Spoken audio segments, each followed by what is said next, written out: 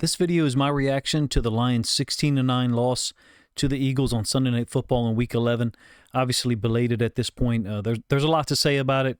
Clearly a borderline heroic effort by the defense. Once again, very similar, if you ask me, to the game against the Bucs at home about a month ago. The only difference is this one was wasted, really. You held the Eagles to 272 yards of offense. That, in the end, gets ruined by a really disgusting defensive pass interference call from the refs, as Rock Ya-Sin, really blanketed A.J. Brown on that third down pass. You should consider this probably an abbreviated reaction to the game, to be honest with you. I didn't get the chance to watch the entire first half. I was driving home and caught perhaps the final 2 minutes of the first half and then the entire second half. There's a lot of points to make here. I'll probably do so in a bulleted fashion. This is a little different from my typical reaction videos where I'll show stats and perhaps cover a possession or two or talk about critical or important possessions. The Eagles' defense, first and foremost, dominated Detroit throughout. No matter who was calling the plays tonight, you were going to have extreme problems, battling uphill like a 10-degree incline. Severe interruptions in Jared Goff's normal progressions, his workflow. I think they sacked him once, maybe twice. 7 quarterback hits, but a ton of pressures, moving him off the spot. He finished 14 of 37 passing. It's really weird to even express those numbers together when you're talking about Jared Goff. This next one's even worse. St. Brown, those two were completely taken out of their game together. The connection that they typically have almost flipped on its head. St. Brown was 2 catches on 12 targets. I would have guessed it was like 3 for 10. I wouldn't have guessed 2 for 12. It's just unheard of. To me, it just looked like the Eagles' defense was faster, more decisive, reacting to the ball, and they just had a great idea of the routes that they wanted to defend in each situation. On the other side, Kelvin Shepard's defense, those guys played like absolute soldiers tonight. They shut down Jalen Hurts, who really just, on film coming into this game, he looks lost at times throwing the ball, and he was no better tonight. 14 of 28 passing, 135 yards through the air. A lot of man by the Lions. 2 penalties late. One on Amik Robertson gives them a first down on a third down, and then the awful one called on Rock Ya-Sin. At the same time that the defense for Detroit holds Jalen Hurts down, 14 of 28 passing, they also limit the Eagles' run game to 148 yards on 40 carries, so less than 4 yards per carry. I think they stopped the tush-push BS twice in the fourth quarter. Maybe there was a third time there in the second half, but I could be wrong. I think there was a false start therein that it forced the Eagles to attempt to punt. Look, Detroit, for all of their offensive issues tonight, they got within 16-9 after stopping the tush-push, forcing a punt. It's a long field goal from Bates. I think with 1:51 left on the clock, you're only down by 7. It has to be said, they really should have been receiving the ball back after the third down pass to A.J. Brown against Rock Ya-Sin. I get it. Reality says there's probably a very low chance that Goff and company can execute against that Eagles defense in the final 2 minutes, given their inability to do so for 58 minutes, right? But that DPI on Rock Ya-Sin it's indefensible. The NFL actually doesn't have a ref problem. They have a credibility problem in the first place. You've got replay assist and all these ways that you can impact the game. Certain calls can be reviewed and certain calls can't. And that's the beauty of it, or ugliness of it, in that the DPI finishes off the Lions and it cannot be reviewed. Look, Detroit didn't deserve to win, right? The offense stunk while the defense was phenomenal. Philadelphia was at 3.9 yards per play on the night. They did win time of possession, 36-24 almost. Philly took leads of 6-0 and 13-6 in the first half. That was highlighted by just grinding inefficiency for both offenses. But that call against Rock Ya-Sin I don't know if it happens to some of the better corners in the league. Basically, I think it's a name call. You're Rock Ya-Sin, you're guarding A.J. Brown. To me, if anything, looks like Brown's pushing off more than him. It just truly, I think, calls into question the integrity of the game, which is pretty much headed out the door or gone for me anyway. We're supposed to just blindly trust a league that forces a 17-game schedule on us in 18 weeks, wants to go to an 18-game schedule, Thursday night football every week, which is a huge safety issue, a ton of overseas games while telling us at the same time that you care about player safety. I don't know.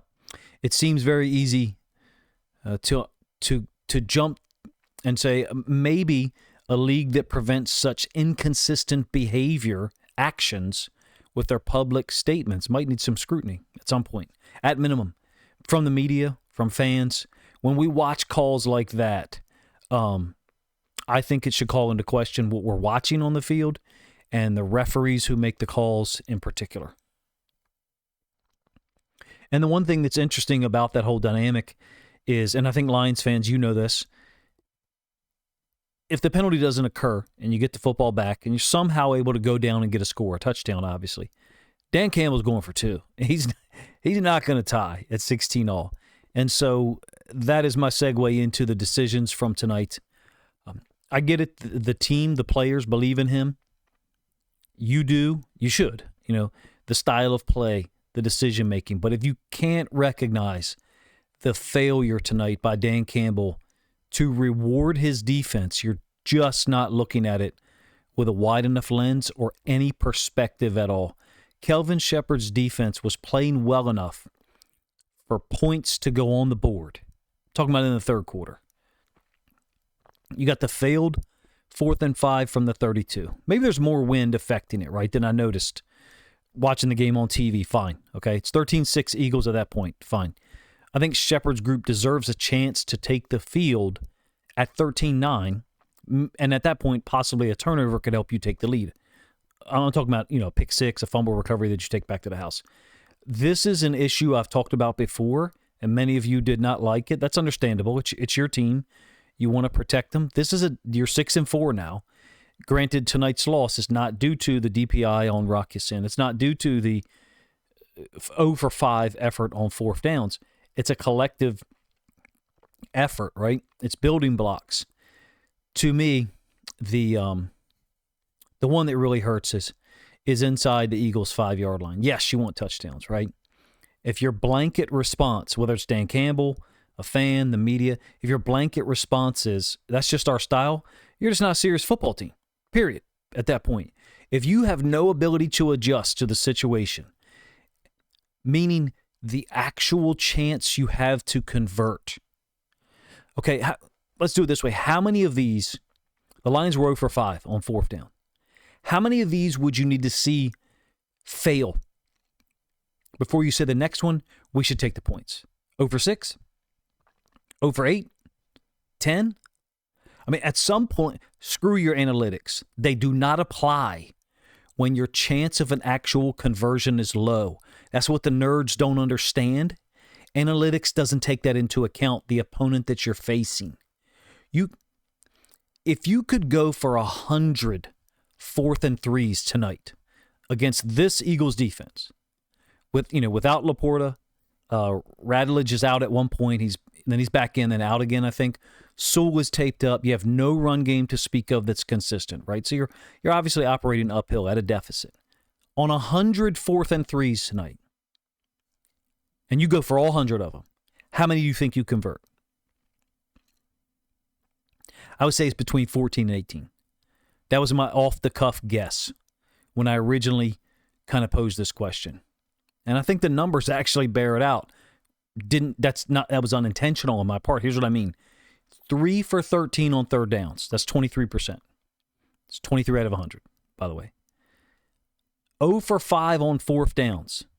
So altogether, conversions, 3 for 18, which neatly comes out to almost 17%. The concept here, the idea, is what's called chasing losses. I think it's a gambling term. I don't know much about gambling. I abhor it and reject it personally. If you want to participate in it, that's on you. It's fine. I don't judge you at all. But what I understand about it is when you lose and you hunt for the rebound win, whether it's doubling up or whatever the concept, whatever the numerical rebound is, that sounds fine if you're playing with someone else's money or if you're rich.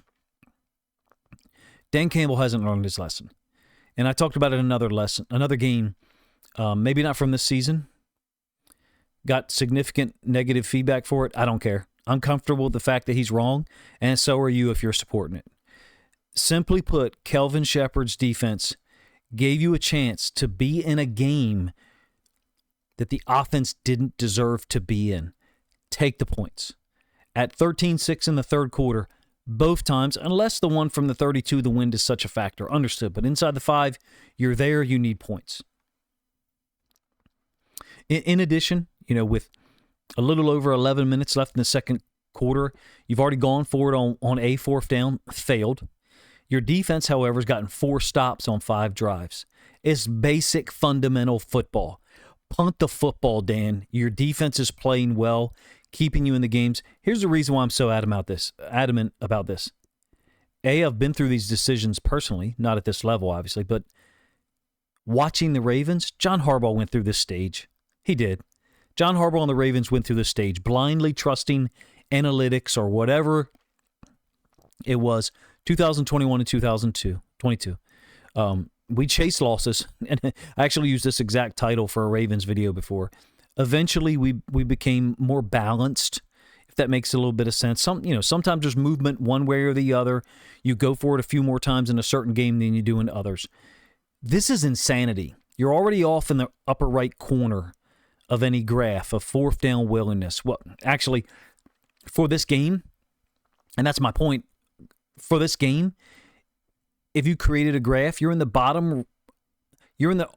rightmost area of the graph in terms of your willingness to go for it on fourth down, but you're all the way down bottom in that you failed in every case.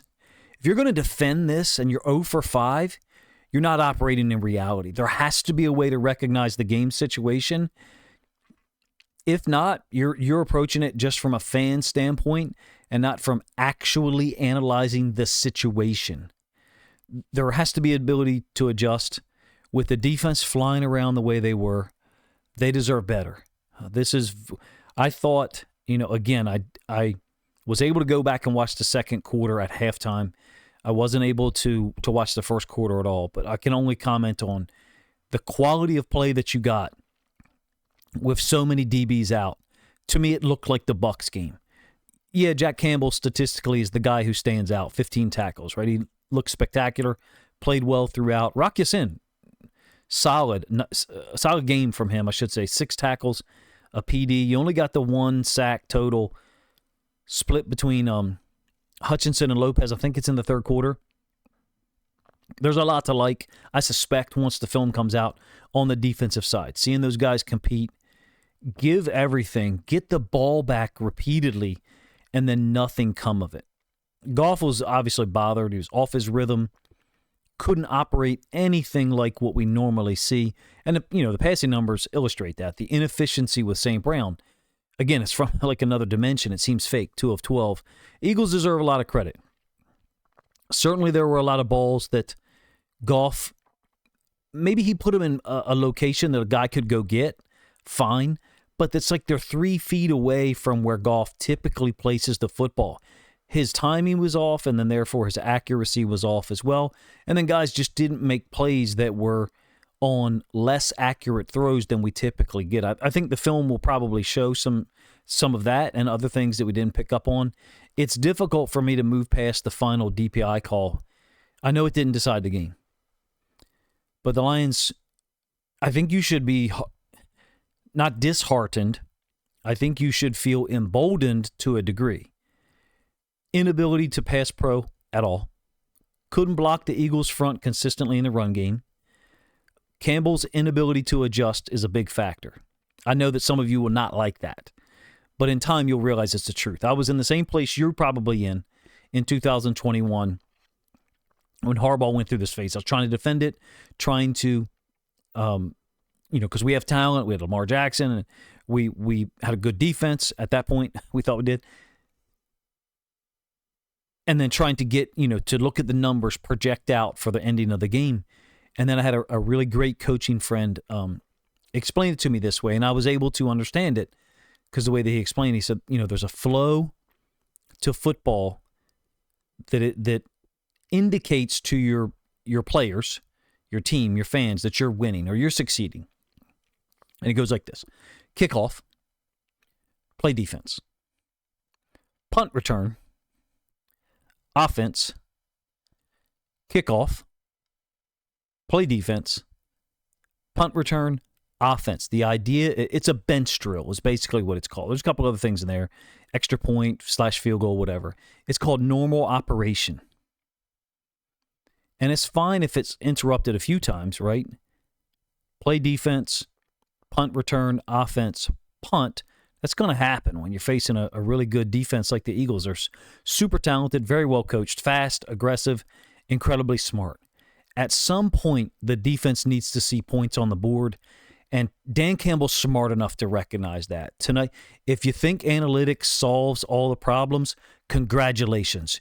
You're signing yourself up for more 0 for 5 performances against the best defenses in the league.